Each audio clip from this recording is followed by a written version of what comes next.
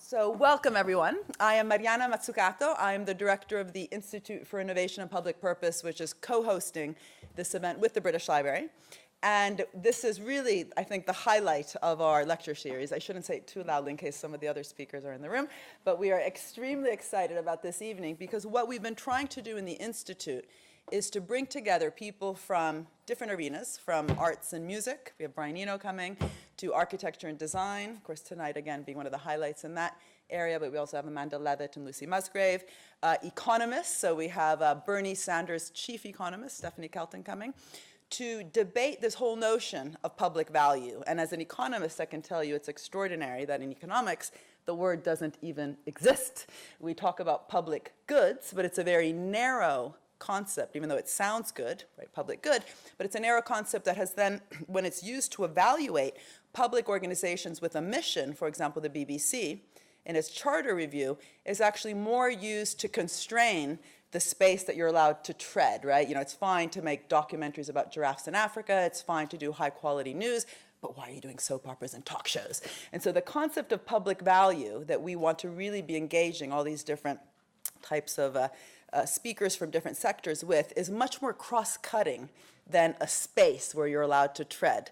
It's an objective. It's something about how to co-create and co-shape markets, not just fixed markets, as we talk about it in economics, and in so doing actually have ambitious, being bold, and more recently we've in the Institute been really thinking about how to bring back this sense of mission and purpose to public policy. And so tonight's evening is going to be fantastic, I think, in terms of really delving into that concept. What does it mean to have a sense of public purpose and public value in space? And by that I don't mean outer space, even though we even have some space people doing that with us, but literally in the spaces that we create, from the space behind this building in Granary Square, which looks public, but it's actually private. What does that mean when private spaces start to look public and then we don't have, say, conditions attached? Anyway, I will let Shumi introduce Richard, but I just wanted to welcome you all and also ask you perhaps to look at our website of the Institute because we have all sorts of other events going on, and we're also really trying to pressure the government and be a thorn in their side so that when they come up with things like industrial strategy, which sounds good for sure for people like us who've been saying that we need to think about how to rebalance the economy, it should actually be a difficult conversation. It should be a conversation that's willing to also engage with the conflict about, you know, what does it mean actually to have a strategy? Is it just about giving handouts to sectors, or how can you get different actors, public, private, and third sector, so voluntary actors together to solve problems? And what does it mean when these are public problems driven by public purpose and public value? So with that, I will hand over to Shumi to both introduce herself and, of course, to introduce Richard, who doesn't probably need an introduction in this crowd, but it's always good to at least stick with some formalities. And then we'll have a Q&A after about 45 minutes and hope to engage you with that. I had in this thing here a poster, which please pick one up on your way out so you can hang it in your workplace of all the other talks that are coming up in the next weeks.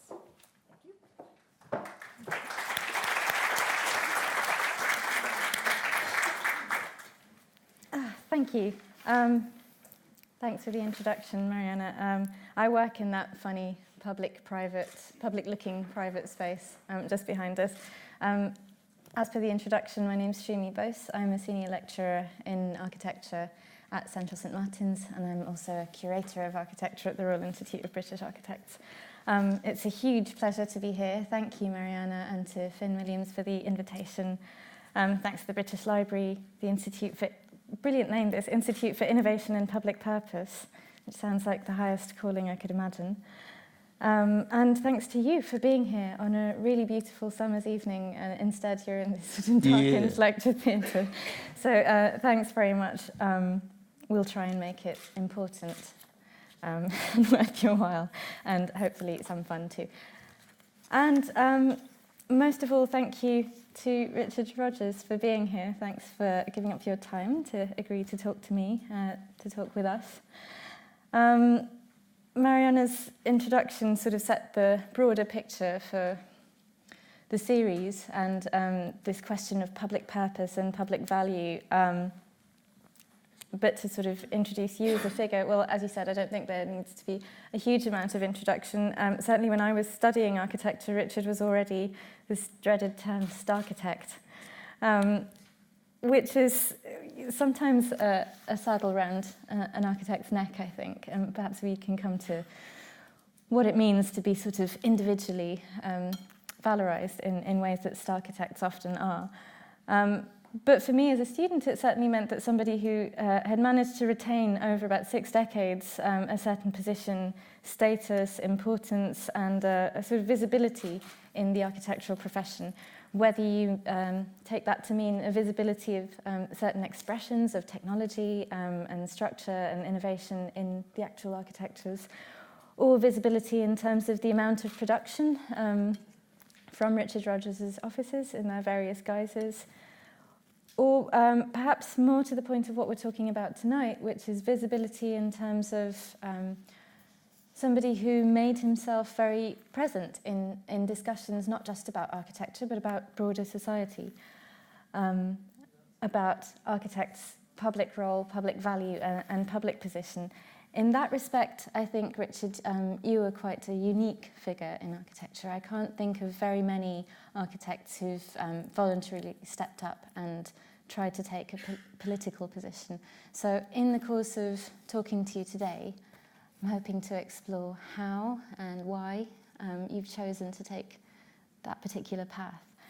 I remember a couple of years ago, we were talking for an interview for a magazine, the theme of which was power. And Richard was referred to as a senior statesman in architecture. And I can't think of anyone except perhaps Thomas Jefferson who's sort of crossed these positions of architecture and politics. So the last time I'm going to start just by sort of wandering down conversations that Richard and I have had before for a bit, and then I'm going to throw it open to you to help us lead through this sort of terrain of architecture and politics and public purpose. And there's various works of Richard's and of the offices that he's led, Richard Rogers Partnership and Rogers Sturt Harbour and Partners, that might perhaps prompt more specific questions to do with specific projects and buildings. So the last time we met, Richard, you'd just come from the House of Lords and you were wearing a bright blue shirt and a bright yellow tie. And there was no sort of real mistaking that Brexit was on your mind and that was one of the things that you wanted to talk about. Could you, let's start there. Let's start with the sticky business. What do you feel about where we are at the moment? I think it's in the broad terms, just starting as we've been talking in breadth, I think I'm going to say globally, this is a truly difficult period. In many ways, I would argue, from my perspective, which is basically London and Europe, specifically, it's probably the most difficult period since the war, which is easy to say, but difficult to comprehend. In other words, we have, for the first time, moved from a democratic society, and it includes whether it's conservative or Labour at this point, it's just a form of democratic society, to a society where in many places, Hungary and actually USA and so on, to practically a populist, non-democratic society. And I think that's a critical problem. I think that we are, as far as Britain is concerned, beginning to move also in that direction. Obviously, Brexit starts to say, if you're not born here, if you're not white, if you're not British, you're not really welcome. Now, I know in London that 50% of those who live in London were born not in England, or Britain, I don't know where, which, and the beauty of, for me, and the greatness, especially of London, which has changed from being the sick city in Europe, the sick, not sick of Europe, has been that it has become so cosmopolitan. And as I often say, and I'll shut up in a moment, but when I was at the AA, which is where I went, I think the only spaghetti that existed was in the Heinz tin. Things have changed. It's now not just because I'm born in Italy, therefore I have a link to Italy, but you can, whether it's Pakistani or wherever it is, Chinese, you can get this food everywhere. I'm just using it as a signal. Everybody wore sort of bowler hats and blacks and grey or black suits and rushed to work in the mornings from Waterloo or wherever it may be, Paddington, and then rushed home. It seemed to me there was nothing in between, except if you were rich, which you went to a club, or if you're a man, you went to a club and a pub. But basically, very few else. So the choice was little. Now the choice is massive, and I think we're sacrificing that. And as I think you all know very well, let's just take the national health, it's sort of 50% not British. And therefore, we've already got enough problems with national health without discouraging people coming over here, working and doing the work which, take into account we are more or less practically no unemployment. We are actually willing to give these jobs to other people, which is what makes us so rich as a society. It is the mix. And I'll shuffle one more thing I'm going to say. Is when I was young, sorry about that. No, I love it. When I was young, I used to say to well, the two things that will not happen by the time I'm old, not that I'm old, is we won't have extreme religion and extreme nationalism. And we've got both. And how have we got it? How did we get into this? Oh, I was hoping you might tell us. No, it's for you to tell me. Okay, so you mentioned the availability of food in the city. I'm going to take that as a sort of segue. Sure. I know that your uncle, or cousin or uncle, and Cousin, Rogers is your cousin, sort of coined this phrase about the spoon to the city and the scale of something very intimate like food being shared being very much a symbol of, let's say, the spirit of the city. Could you speak a little bit more about your Italian background that you just alluded to? Sure. My family comes mainly from Trieste. It's a melting pot.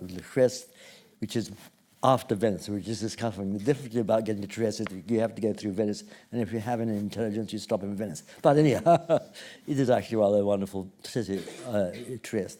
I was actually born in Florence. Part of my family, or in fact, what's left of my family, which all live in Florence, so that's where I feel like it's my homestead. But Trieste is where I was brought up those first 6 years before I came to London in 1939. My parents came to London in 1939. The beauty of Trieste coming back, which is the beauty of ports generally, it's interesting when you look at what cities vote left or right. It's nearly always the ports that vote left. By the way, in case you don't know, I'm left. It is that mixture. It's a place where people escape to. And Trieste was the only port to the Austro-Hungarian Empire, which was a massive empire at one point. And it sort of grew to its peak under that period. So it was an interesting city. But then Florence is practically the opposite, which is it's a much more enclosed society. Of course, the Renaissance was a mix again. I mean, the Renaissance was a cross of people who were trying to make money in different parts of the world who then centered, the banks were basically in Florence. So I suppose I am, that part is Italian, though and I go to Italy for holidays and I have all my relations there. But I've lived all my life basically in London. That question of belonging or identity, I think that was something that plagued Ernesto, having to leave because he was Jewish at a certain time of racial purity laws, and wanting to be Italian but not really being welcome there. And I don't know if you've ever felt torn by your dual identity as Italian and British. I don't think I have. I mean, in one sense, it goes against my idea that nationalism is important, but you do get some wealth out of being coming from whatever country you are from, because every country has both aesthetic beauty and, of course, cultural roots. So I don't think there's any country that doesn't have it. Some countries have more problems than others, and some have more political problems. And if you look at overall, Britain has been rather fortunate. Now, whether the colonies were fortunate or not, it certainly made Britain wealthy. That has a question mark there. But no question that Britain had my father, when I was born, I wasn't called Riccardo, which is the Italian. I was called Richard. My father had already moved to Britain when he was born, practically. There's a saying in Italy that to be really Italian, you have to be a foreigner. And I think that's where we should also be. So, yeah, we've talked before about seeing this kind of double identity, as I have in my sort of narrative, although my parents are both Indian, but I've spent far longer of my life like here me. than I have in India. But I see that duality as a kind of a strength. I agree. You had some trouble, though, let's say, at school. You said you didn't have a very easy time. No, I didn't. You described yourself as being in a gang. Though it has slightly difference to me to what we were talking about in terms of gang. My gang was a gang of friends, if you like, and it wasn't. But I was a dyslexic, though in those days we didn't know it was dyslexic, so I was just called stupid, which has its negatives, I have to say. I was both an Italian stupid. In 1939, you could only a little bit worse to be a German stupid. So I had a lot of problems. I didn't learn to read until I was 11, and though I went to a sort of school later on, which was basically for children who came from sort of Protestant links, especially church and so on. And we would say, I know, the sort of prayers. I could remember nothing. I could never know prayers, let alone. This was outside my ability. So I had a lot of difficulties. And I protected myself a bit, I suppose, by belonging to a group of friends who are also outsiders and creating, I suppose, what was then called the gang. Gang has become a much more negative thing, by the way, thinking about that now. But that's not the point I want to make. But you've always sort of worked in a team. Yes, I prefer that. Now team's okay. Gang's not so good. I work in a gang. But we've skipped a couple steps here. I mean, what brought you, do you think, to architecture? I mean, you've spoken before about the influence of your parents. I mean, when you look back, you can make a sort of argument, which I don't think is really true, but there's some links in it. My father was a doctor. My mother became a potter. You could make an argument that says if you put a potter together, a doctor, sort of architecture is pretty clever. But actually had nothing to do with it. But I was certainly brought up in a period where the shock of the new was a prominent thing in England. I mean, I remember the first show of Picasso at the V&A, and everybody, I mean, from the highest sort of politicians to the art critics, that's all over, would go around saying, well, my donkey could paint better with his or her tail than Picasso could. For instance, I lived in a period which, visually, we were very good in literature, we were very good in plays, but boy, visually, we hadn't got a clue. So there was a sort of feeling about modernity which was very negative and has taken a bit of time. Having said that, moving forwards to now, I would say that Britain has probably as many good architects, if we want to choose architects, as any nation, maybe outside Japan. But was it the sort of social aspect of architecture that drew you in, or the fact that you enjoyed working Probably in the office? both. My father and my mother were socialists, and the welfare state was the big step. I mean, the welfare state, I think it's impossible to imagine, but what a change it was, and what a fight it was. I said my father was... I did very well. I chose the right parents. That's always a good start. I'm trying to find the path that brought you to architecture. Festival of Britain, I think, perhaps, I suppose Ernesto must be... I then went... I didn't have any A-levels. I was the first student ever to fail in my school. The O-levels, let alone A-levels. I therefore went into the army, which was the only place I could hide, I suppose. And I managed because I spoke Italian and so on. Not that there's any logic. I got measles, luckily, and everybody was sent off to Germany. When I said I could speak Italian, I was sent to Germany. And I somehow got left behind. And I managed to wangle, which I was quite good at, to wangle doing a year in Trieste, where my grandparents lived. So I was heavily absorbed in Italian, I suppose, culture. And then during the holidays, I started working for my cousin, Ernesto Rogers, who's the architect and historian and editor. And I suppose that put me onto a path that I remember going to him and saying, look, I'll never get into any school. I have no A-levels. And he said, you'll get accepted somewhere. Just don't worry what school you'll get in. But actually, I learned to talk quite early. And I managed to wangle with lots of lies into my way into the AA.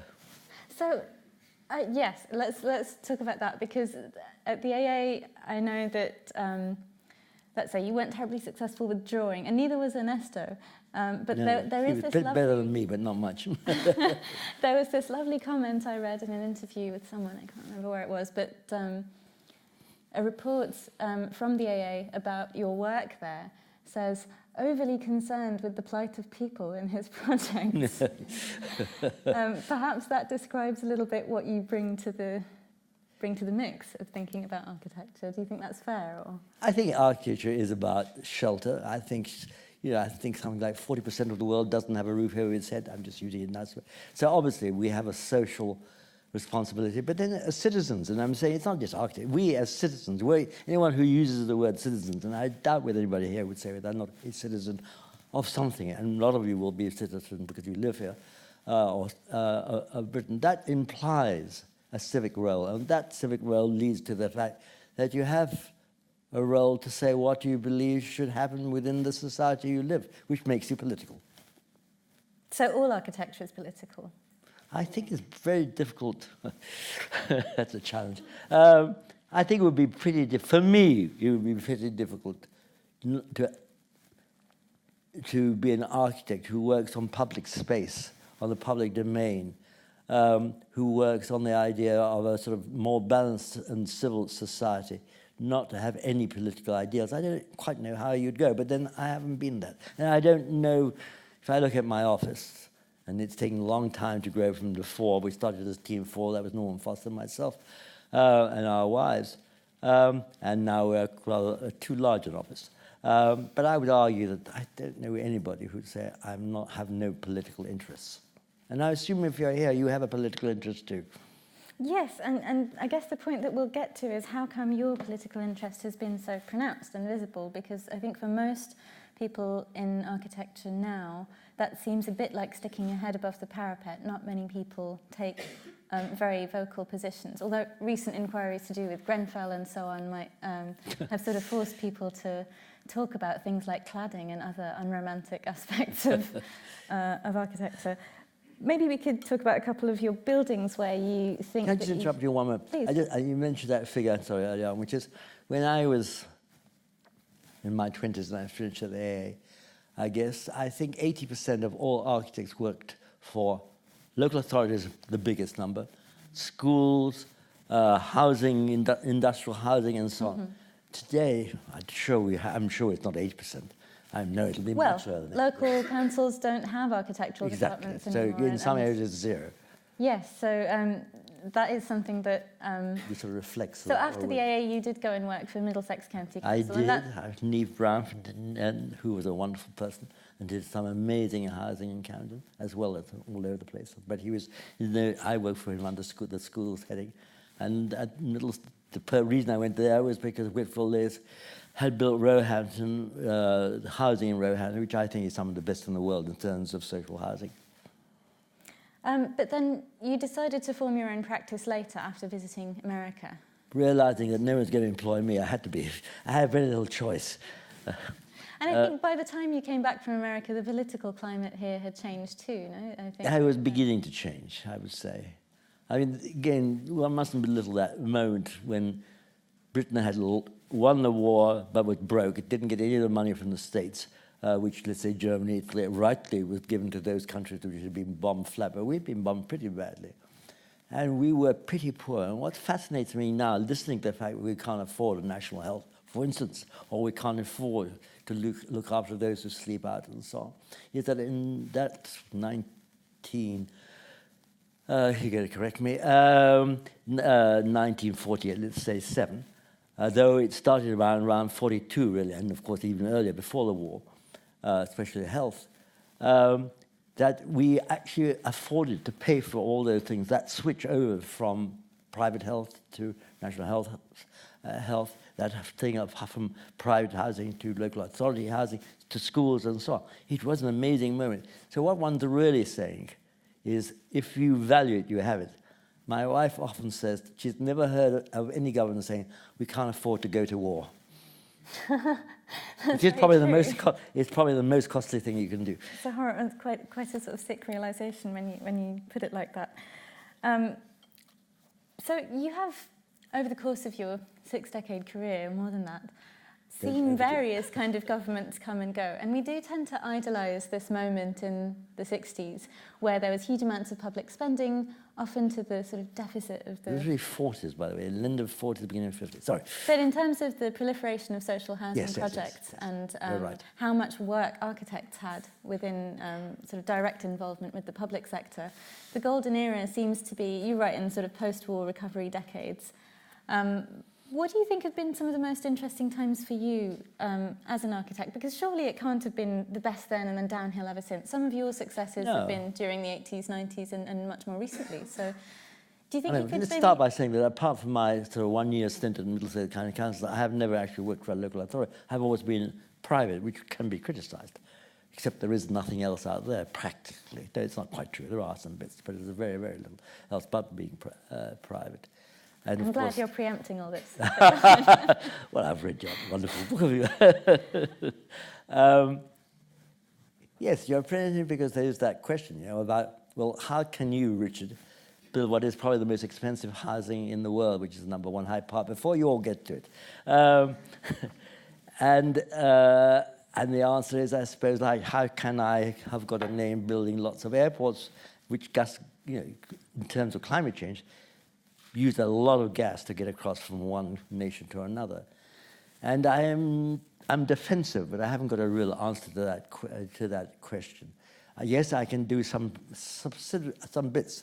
#1 Hyde Park did get its 50% social housing. It was affordable. I don't remember what it was called in those days. There is a certain amount, there is attempts, and I think government has to have a responsibility. I think one of the most worrying things is that governments have lost their responsibility. I just go on to one more thing, I'm sorry, and that is, at the moment, housing is actually done in terms of urban planning, which is about public spaces, about how you live, the quality of life in cities, and the places you like to go, which tend to be beautiful places. All that today is controlled by private. But most seriously of all, the person in charge for the last few years has been the volume house builders. London is controlled by 5 volume house builders, maybe 6. And they would agree, and they would be the first to agree, that their business is to make as much money as possible at the bottom line, and after all, they have shareholders, so everybody knows. So why is the government giving power to the person who doesn't want to build, really, apart from very expensive houses? It'd be much more profitable for them to build 1 house than 100 houses, as long as the demand is very high. The more demand, the more the private sector gets. So by cutting out, we'll call it the social, or the mixed systems, which I'm very much of what you've talked about, the mixed system, you actually have a society which is totally dependent upon, you've actually invited the robber into the house. I'm glad, well, you seem to be asking the same questions that many of us are. I might try and sort of claw you back to how you've managed to get into certain positions that most architects don't find themselves in. So, I mean, there's certain works of yours that I could cite as exhibiting your concern for public realm and civic responsibility and civic pleasure as well. I mean, let's not forget pleasure. You have never been a sort of hair shirt architect who abhors the private client. No, exactly. I was trying to compete a little bit, but I couldn't. Oh, you're doing a great job. No, you look fantastic. So I guess the Bordeaux Law Courts are one instance that comes to mind where it's a juridical building, but there's a sort of civic role of justice that's being played out in the public spaces there. The Pompidou Centre, of course, which sort of celebrated an anniversary of its opening this year, but really was an illustration in how much sort of civic realm could be given back to the city through the development of a project. So this seems to have always been at the core of practice, and I'm assuming that's a conscious thing.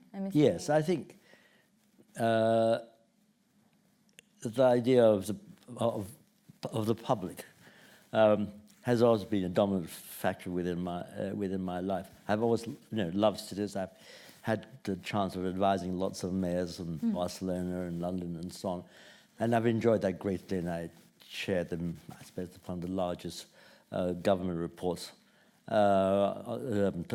chairing the Urban Task Force about the state of our cities in England, and also the amount of housing that we need and the quality of housing, not just the number, but the quality of houses and so on. So I do enjoy it. That's an area which I enjoy. Now, if you're going to ask me, which you might do, why don't lots of other people, architects, do it? I don't know. I guess we all have different ideas about how to do it. So a lot of architects would answer, I'm doing it in my way. Mm-hmm. Yes, again, in their way. Another sort of lovely quote that I found, apparently on return to London from America, and perhaps you could tell us a little bit about what that impact was of going to America, because they didn't have, a GLC with 3,500 architects working for them. It was very much private, corporate world of architecture. What was that sort of impact? I was bowled over. I mean, I'd seen a few grainy films, I suppose, before I did know a little bit about American technology and about American citizens. When I actually arrived... This would be late 60s? This was 61. Uh-huh. When I arrived into New York to go to Yale with my wife, Sue, and just arrived, first of all, leaving Southampton, I remember the Queen Elizabeth, which we were on, being the biggest construction anywhere in the south of England. I mean, you look down on the people on bicycles with their sort of bags on their bicycles and their little soft hats and so on. And you arrive in New York and everything's up there. And that was probably an image I shall never forget. Maybe there is such a thing as the greatest image. That is that moment when you came in by boat and you saw this city right over you. And you looked even bigger because there was no Wall Street. So you went up to sort of the Empire State, which actually was on a hill, but of course you didn't know it. So it looked even taller. And I've had all been both. Now, in terms of private public, I learned a lot from the States visually. I'm not a good student, as I think. I've made that point. But I, just looking at the industrial development and looking at actually some amazing housing, the case study houses in Los Angeles and San Francisco specifically, some certain schools, especially where there were earthquake problems, cranes and so on, like pieces of machinery like that, certainly influenced us. And the idea that you could prefabricate things. And by the way, again, the British sort of housing, the sort of Nissan huts that we'd put up after the war, which was meant to have 1 or 2 years' life, some of them still exist. So, and I think we still have underplayed the fact that the manufacturing of housing, the process which you use, which is a 9-inch brick, is a ridiculous concept. It's really all about being able to stop at any moment so that you can reflect the profit element. I hope you're getting your questions ready. I'm going to throw it open to you. But the point I'm going to say is, yes, I learned a lot about industrialization in the States. And yes, I did think at one point, Sue and I did think about staying on in New York. But I had my family, or my parents, in fact, in those days, here, and I came back, we came back to here. And we also were offered a house, the first house, Creek Veen, in Cornwall for my in-laws of that time. So that brought us back to there. And then we called it Team 4, and it was an important moment because I suppose that signaled the fact we didn't want names up there. We didn't want to have Rogers, Foster. And you had 50-50 women and men. We had 50-50 women and men, which we don't do so well now. Well, we have we don't have 50-50, but we certainly don't have 50-50 partners, which is it's not a good question because I don't know the answer. But there is a problem. There is a serious problem there. Yes, I mean, I think we talked about this before, that one might not have won the battle, but the fact that you're trying to address it and talking about the various inequalities, not only gender. But it was on your return to London from America that I found this other quote. I think this is from your book, A Place for People. I preferred the cut and thrust of argument and debate. I wanted to become part of changing for a better society, not theoretician or spokesperson for my profession. So at that point, you were sort of explaining why perhaps academia wasn't the right route for you in terms of teaching, as you had been doing at UCLA, but that you were sort of starting to get more involved in politics, going along to local council meetings, and also attending GLC meetings. And so it seems like on both the formation of your own practice and your sort of political consciousness as played out in your practice seem to be kind of going along together. I wanted to ask you a bit about how you got pulled into working with Gordon Brown and Tony Blair and the Urban Task Force. How did that sort of come about? I think I somehow got to doing a Reese lectures. And then I remember I got a call, I had met also Tony Blair. We were quite close in those days, pre-Iraq.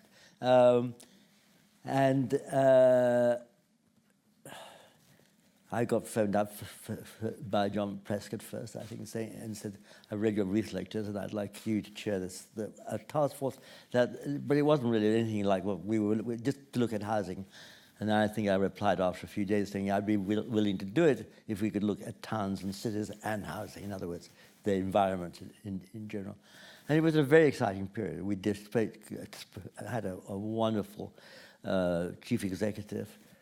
For a year we worked very hard with, I guess there were a dozen of us on the board, but there were 20 or 30 people working behind the scenes. How was that? It's a very different world, the world of politics, as opposed to, I suppose, as being, there was the gang again, I guess.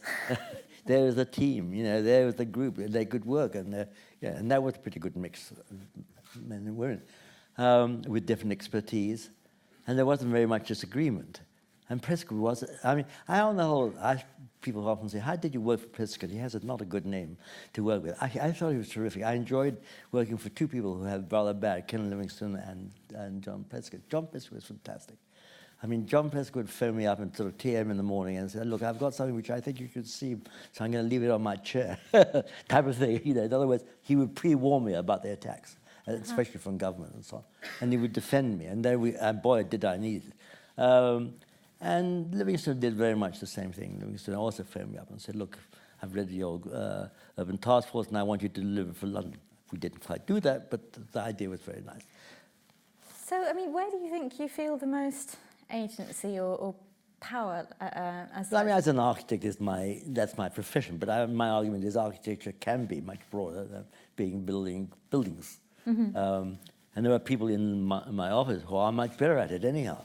So again, John Young, who's probably my closest partner, and who started working on the Pompidou, and I just want to refer the first paragraph in the Pompidou, which is the competition report, says, place for all people, all ages, all creeds, yes, for the poor and the rich.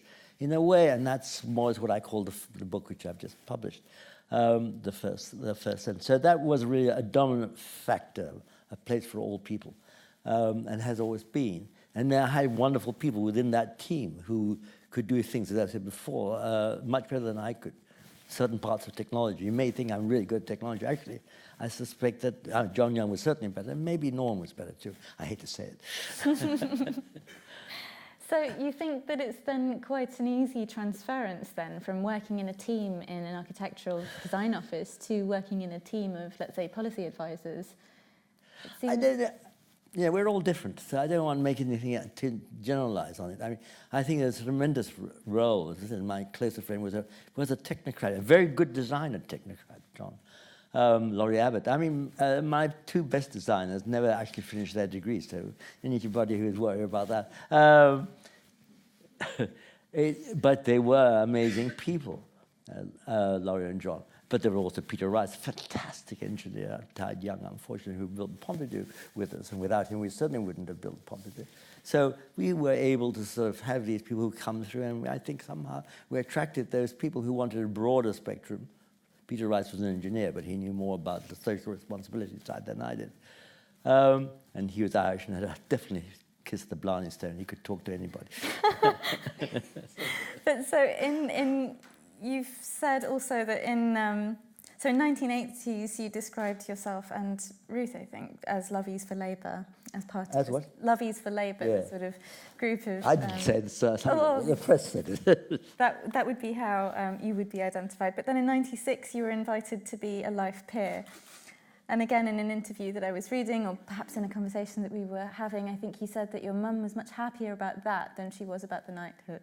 Yeah. Could you explain that a bit? Well, I think they were one of those sort of rather silly little stories. But one tends to say when one gets a knighthood, well, no, also, why did you take it? And everybody says, well, because my mother wanted it. Well, my mother thought it was absolutely daft.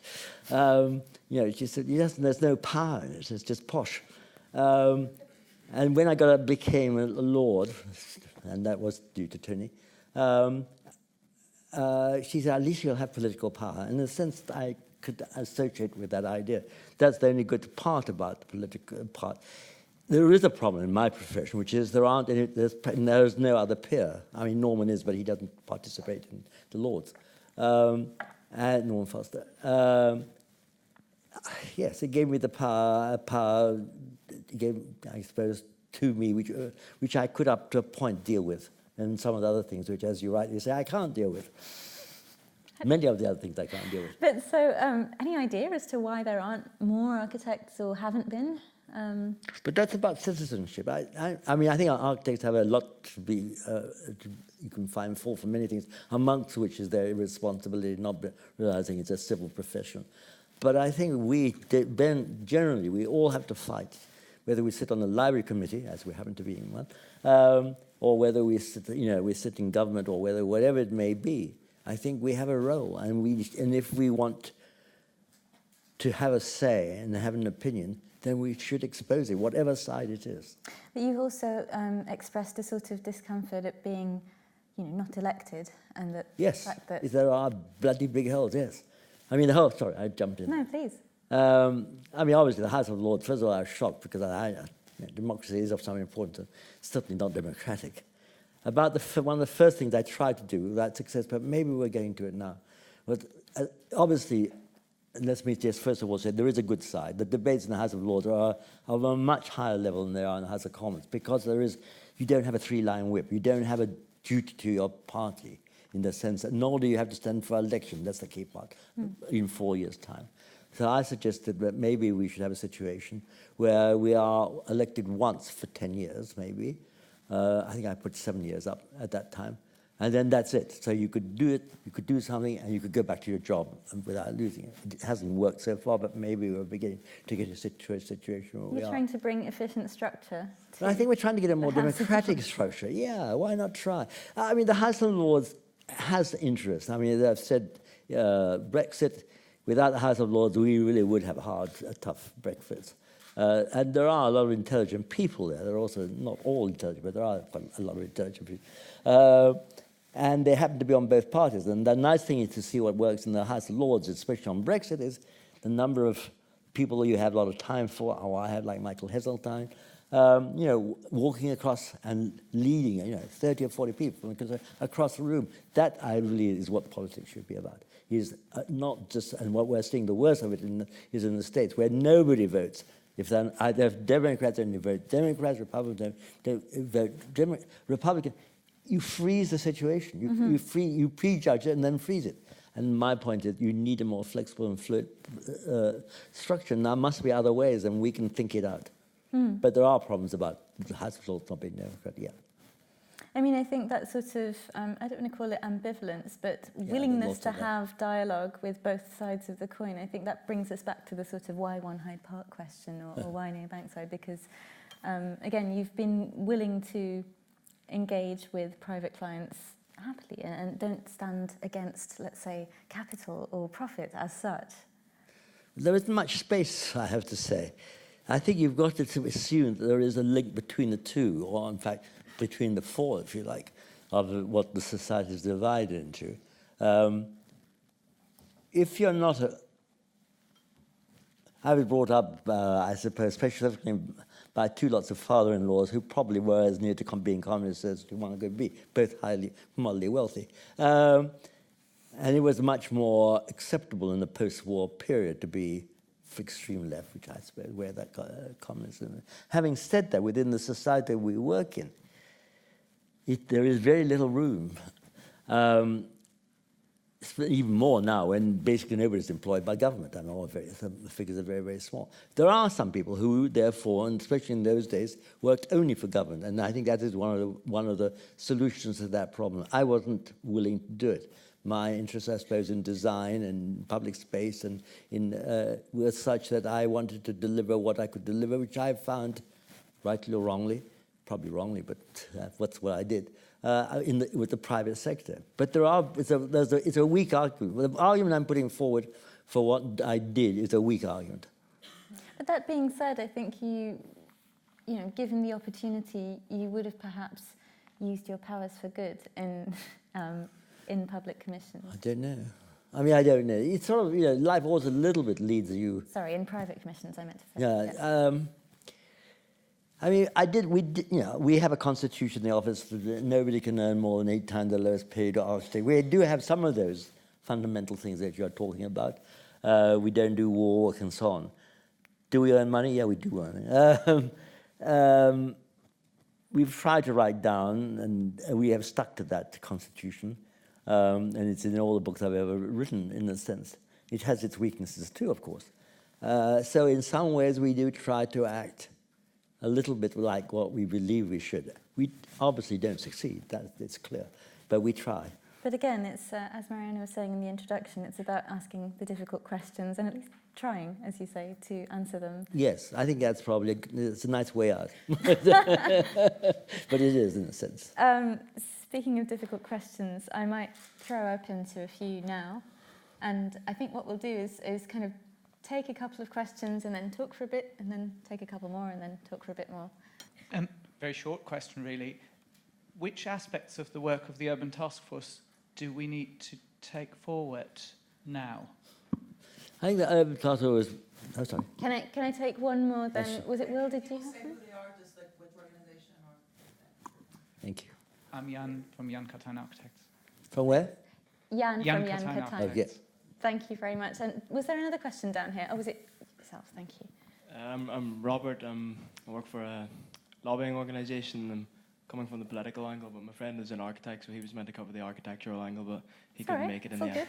It's sunny out there, that's a So problem. between us, we would have had it covered. Don't apologise for it, it's fine. No, but I was wondering about the loss of the architectural capacity in councils, which I wasn't really aware even existed beforehand. And I was wondering to hear your views on what impact that has had on their ability to influence the change in architecture in their areas. So if there was a two-way relationship that was really strong before, and if now there's less of the ability to have that two-way relationship with the architects. I think that's a good question, and I can't handle three. one that we can talk about it. No, I think Actually, I've already forgotten the first one. What did you say? The first one was to do with the Urban Task Force and which element or elements you think are the ones to put forward. So there might be people in the room who aren't terribly familiar with Urban Task Force. You might want Okay, it was an organizational or government set up organization which would look at the state of our cities with an underlying problem of housing, as it is today.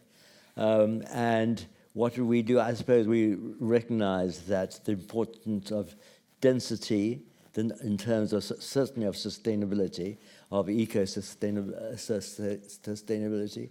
We realize that I think a lot about the public space, the concept of public space.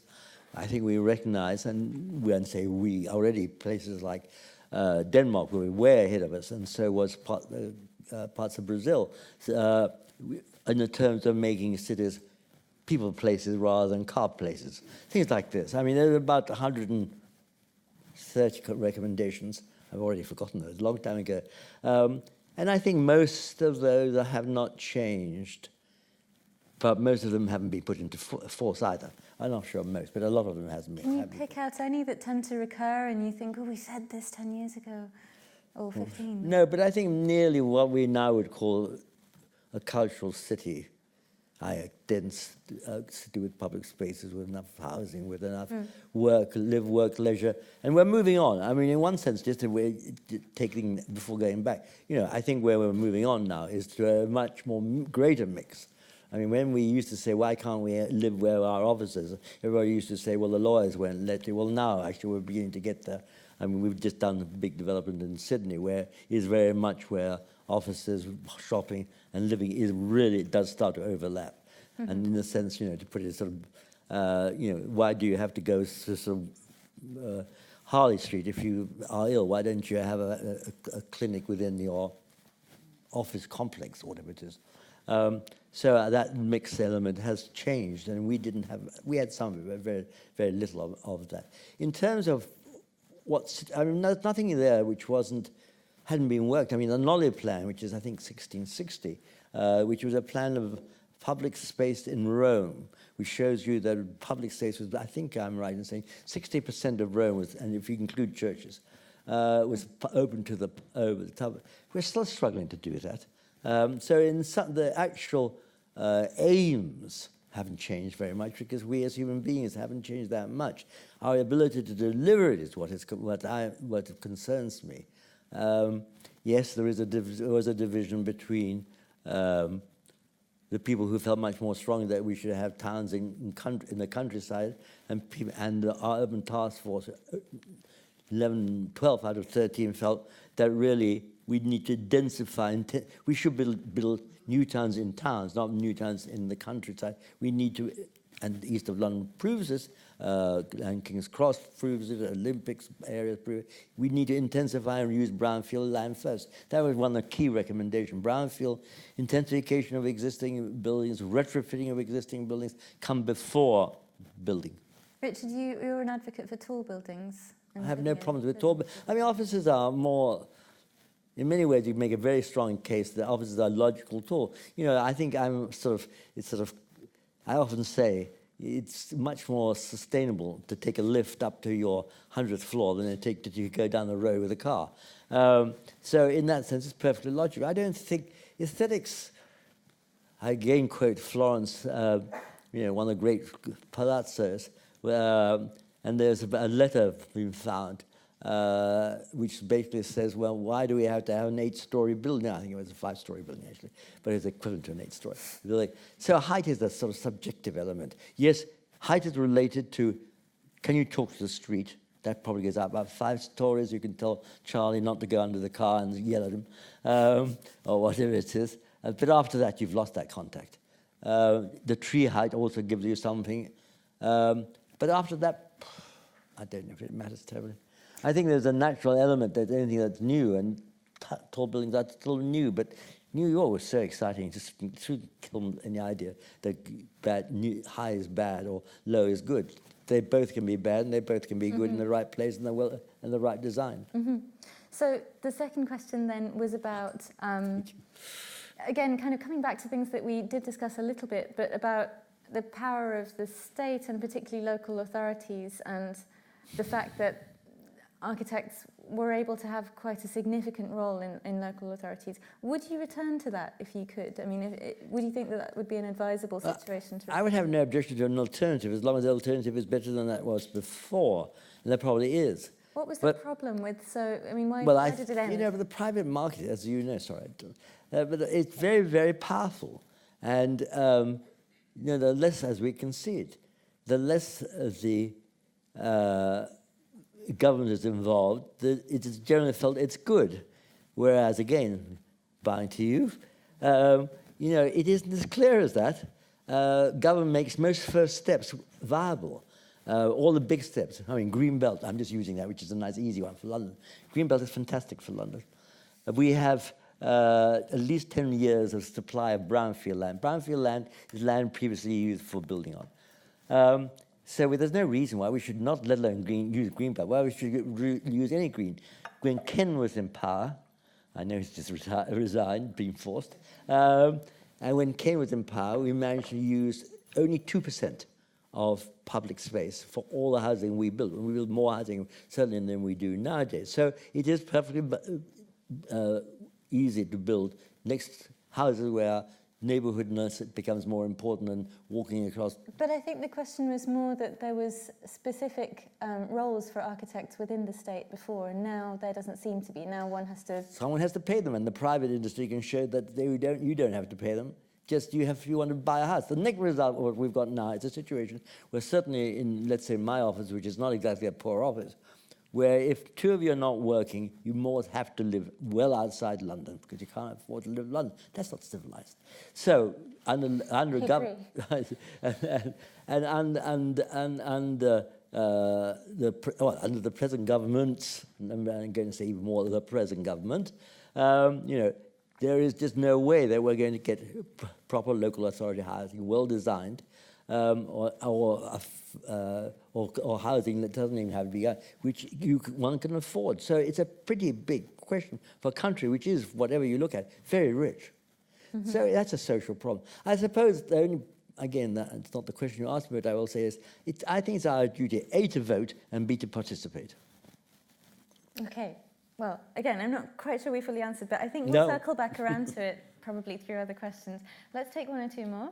Oh, good, there's two at the back.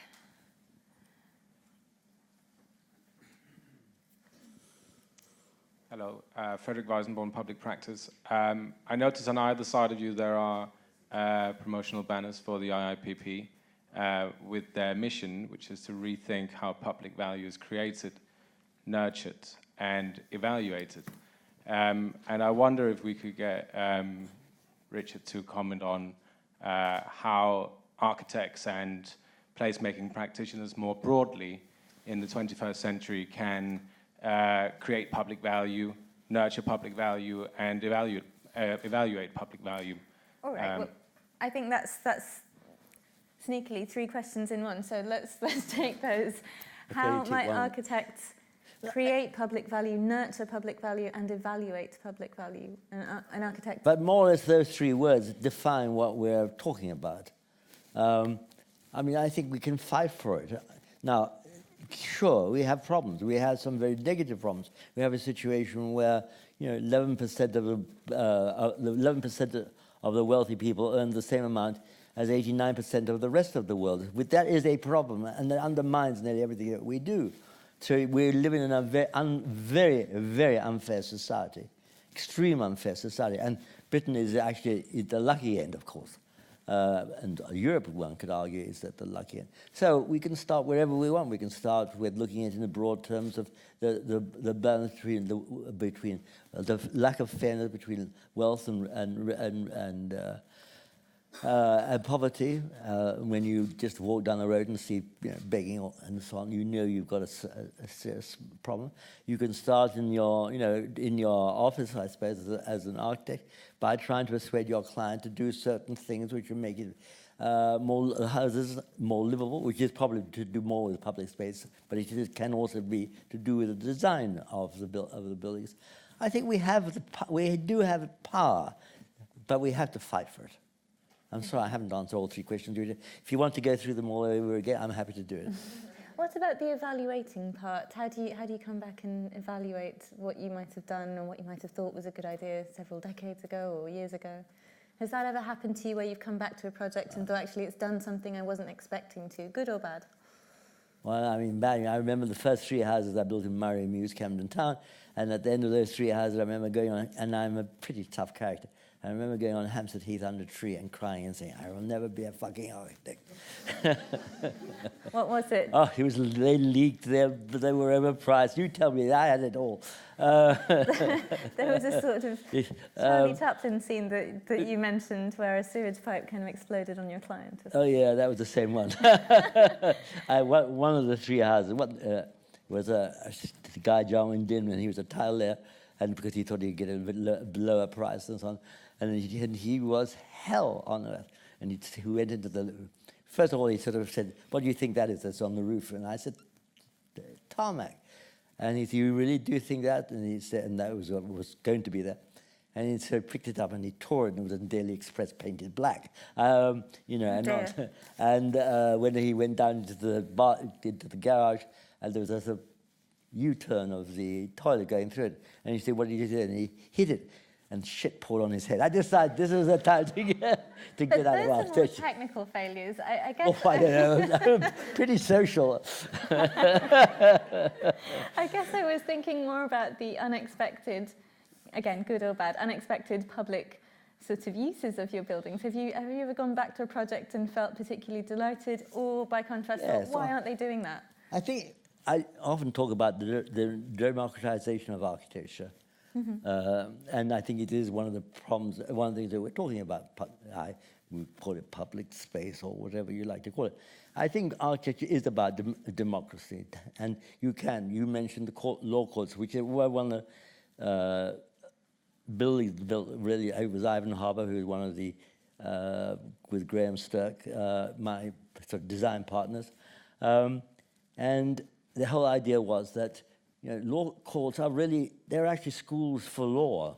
And there's no good having just courts putting you into prison. It's about learning about. This is why we built the Welsh Assembly. These are really places where you can participate within the organization to understand the problems within society. Therefore, you should have spaces for those. You should welcome people. They shouldn't be prisons. things have improved in those days. But most courts were built as prisons before you even got to the bloody thing. So they didn't welcome you. So the idea is, how do you welcome it? How do you democratize it? I don't have time to go into the stories of you being imprisoned in Venice and Oh, San Sebastian and things, but let's take another question. Mariana has a question down here. Let's take that one. And then there's a gentleman in the yellow shirt back there that we're going to go to because you put your hand up twice. So I wanted to ask a question about this notion of public purpose that we've been grappling with in the Institute and the related concept of missions. And what strikes me is that in the health area, but I've also seen this recently in the outer space area, which is becoming actually an economy with all these public and private actors for the first time in history actually interacting up there. And the way that, you know, Elon Musk or Richard Branson are interacting with public infrastructure is potentially problematic. But just back on Earth here, has there been sort of fuzziness created by the rise of different types of intermediary organizations? So let's say you did have a city council or a national government that had an idea, for example, about how to construct housing estates in order to fulfill certain types of social objectives. One model might be that they have their idea, then they bring in architects like yourselves or others to fulfill and to design and to carry out this mission. And another one might be where they outsource, you know, they might have an idea, but then they outsource the logistics to different types of organizations. So the question I have for you is, what are those organizations? And how have they influenced the ability of sort of big thinking in architecture to actually interact with big thinking in the sort of social sphere? And do you think there's something very practical we can do to remedy some of the problems that have been created by this strange space that's been created without it having actually been debated explicitly? So even citizens might not even know who these actors are, and yet they're having huge influence. Just taking a small corner of that very big question, housing. The way that industry is built is such that basically they just continue doing what they did yesterday, that in general. Without government, I doubt whether you can move that. Now, I think that lots of us, certainly we have a whole department, 2 departments, who are trying to produce prefabricated, manufactured, whatever you like to call it, housing. And there are beginning to be some local authority powers which are beginning to absorb it. But I'm going to guess that we've been working all our lives, but this last attack has been probably the last 10 years. It's very, very difficult to beat the volume house builder. So you're imprisoned before you even start. So the local authorities, the YMCAs, whatever it is, people who are sophisticated, intelligent, and forgiving, and understand there is a problem about poverty, come to you, but very soon they will be undercut. And that's the difficulty of the private side, is there's no limits. And just crossed my mind as I was talking to you, and that is that Florida had, in the pre-war days, Florida had more energy, solar energy than anywhere else in the world. So the big electricity companies, big builders if you like, but in this area, came in, undercut even the solar systems, and when immediately that whole solar industry collapsed because there was nothing, no money, they put the prices up. It's a very difficult problem to control those sort of situations. But in the end, I agree with you, you have to work in harmony with, you have to realize social responsibility. You know, I have many of my labor friends keep on saying there's nothing wrong with profit. There's nothing wrong with profit, but there is something wrong with uncontrolled profit. But as an architect who might want to... okay. Modern life things. It's okay. I was WhatsApping Richard earlier. He might be amused to know. I think. You what? I sent you a WhatsApp message earlier, and we were chatting on that a few weeks ago, and I was really impressed that you had a WhatsApp account. Oh, good. Yes, I did. I'm not sure I saw it there. It's even worse. I have the account and I didn't see it. That's terrible. Okay. Tragedy of WhatsApp. So, but I think just to kind of pick up a bit more on perhaps some of the things within Mariana's question about who are these intermediaries. You spoke earlier about, you know, why have we put the wrong people in positions of responsibility? Why have we put the volume house builders in the position of decision-making when it comes to housing? Because they're the wealthy people. But who else does an architect have to sort of grapple with in terms of, aside of the client, What are the other agencies, do you But think, that impede it's about on- social responsibility, though. What it's about is realizing you have a social responsibility which goes beyond making the maximum profit. And if the maximum profit is to build, one house a year because it's so unique, the prices are like gold bars, that's not social responsibility, that's profit. It's profit-led. So the question was the actual organizations, for example, housing associations. Yeah, but they're excellent, but they have no power. They have power up to a point, but they have limited because they don't build housing. They come to us and then we discuss it. But on the whole, because of the wealth, I don't think I'm going to have a single private developer working with me more after this discussion. But anyhow, because of the wealth of the private side, they can always undercut. When they want to, they can aim and they will undercut whatever you're doing. So it is a complicated thing. Now, there are local authorities, there are now people talking about railway land, to take an example. That's quite interesting. At least there's some people are beginning to realize there's a vast amount of railway land, for instance. And that gives some possibility maybe to slip through on that side. But why should we slip through? Surely the government needs to say, the local authority needs to say, we need to build whatever it is, 10% low-cost housing. I'm just using that as a figure. And that should then become the statement. You don't want to build 10%, then you ain't going to build. So that goes to the private pocket. Without doing something like that, no, I don't think we will ever get through it. You can't do it on a single situation, either private or public. You need a joint organization and all the subsidiaries to do too.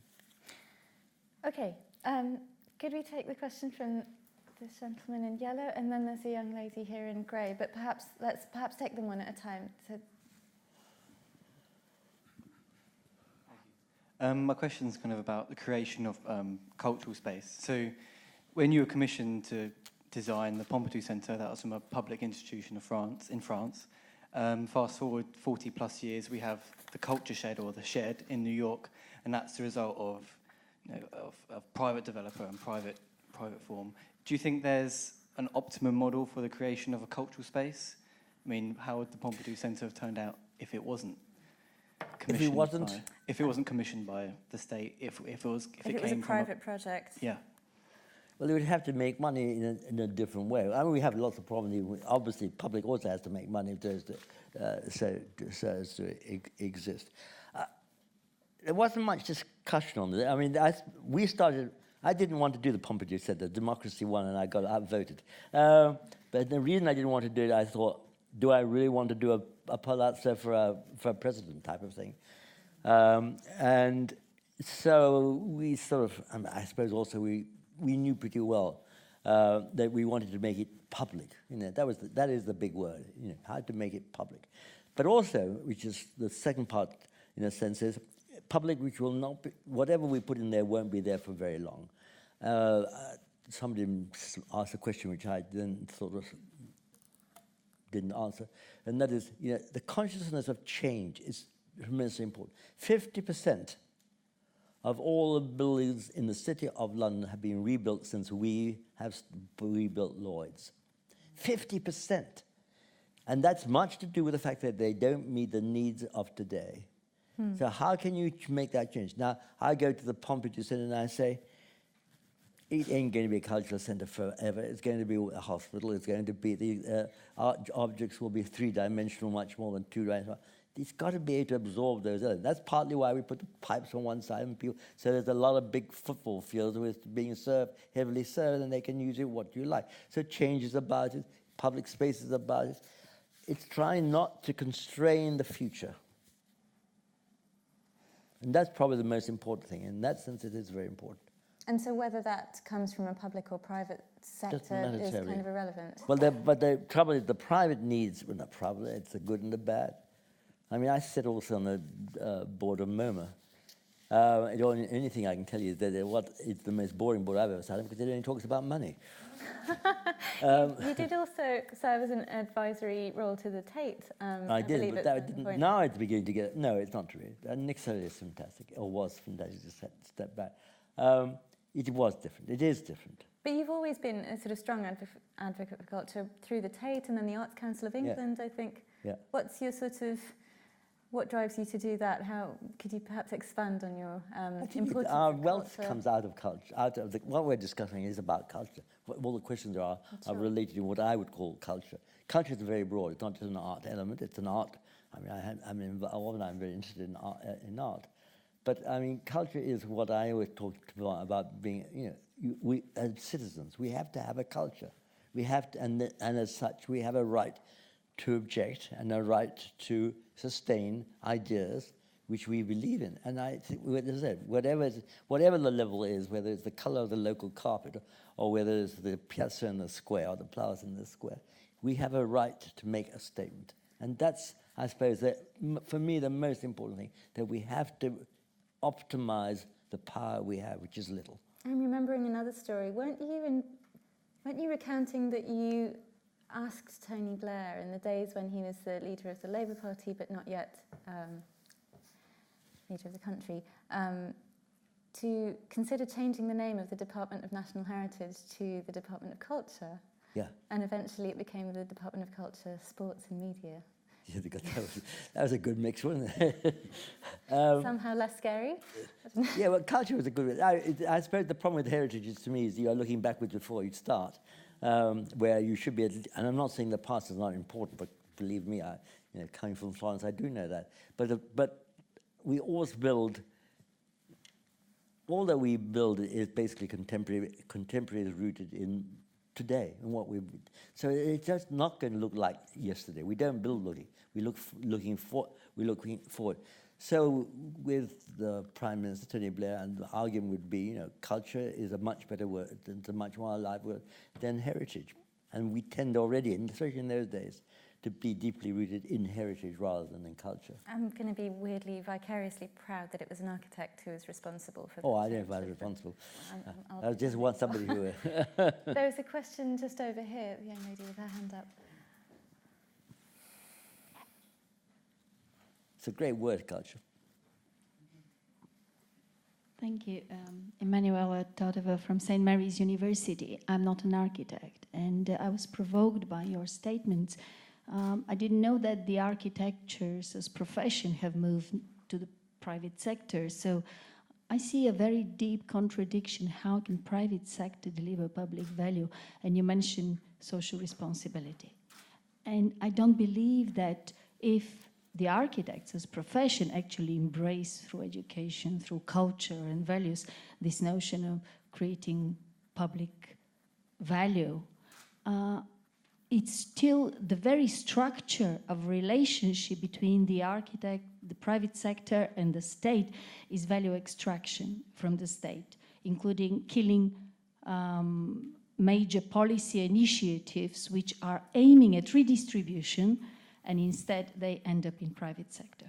So for me is, what are you fighting for when you encourage to fight for as a profession in terms of creating the foundations where the architects can actually open up to the public value?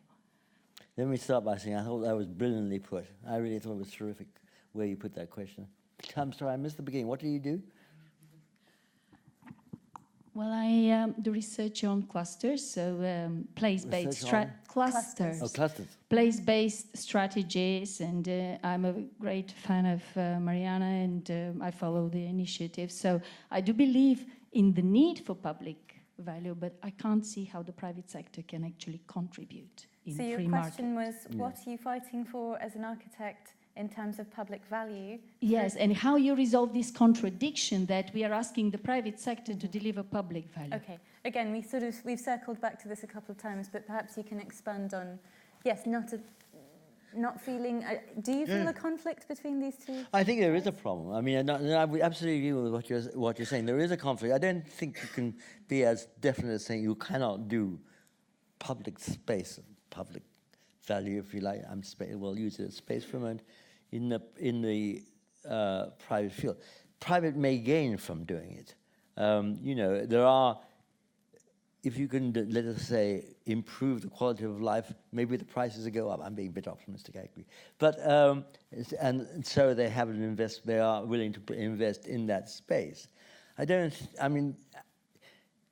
there we are watching today's slums being built right now because they will be turned into slums. I don't think even developers want to build slums. And not building slums means that they have a recognition of some form of public role and public space and public value. So I wouldn't be quite as definite as that. And there are a lot of extremely well-versed private organizations who do spend their money well. You know, let us say, well, who do used to Welcome, I know, just across the road from here, which do a lot of good, public good, but are private organizations. So you can't quite say it's all from one side or to the other side. In fact, I think I come from that because then in the world used to be divided into, you know, Marxism and capitalism. Well, it's not quite as simple. I think we accept, and in fact, most of what you're writing is about it ain't that simple. We have to find mixes which work. And the success of, let us say, Marxism, which is, I suppose, extreme in a sense of the idea that there's no private, has not been very cheerful. So those of us who are near Marxists and watching whether it's China and the millions who died of starvation, or whether it's Russia or wherever you wish to do, makes us question whether that works as well. And in some ways, you can make an argument, in fact, it's the fact that we're all here, that capitalism has worked a little bit better, but it could work a hell of a lot better than it has so far. That's the point I'm making now. We can make it work. I don't know whether it'll be capitalism, but we can make what we've got work better. Okay, I think we have 5 minutes, so... I would like to ask her, what's her answer to that question? May I ask? Yes, it says conversation with, so... Oh, well, that's all Sure, right. chip in. I'm sorry, I don't know your name, so... Emanuela Todeva.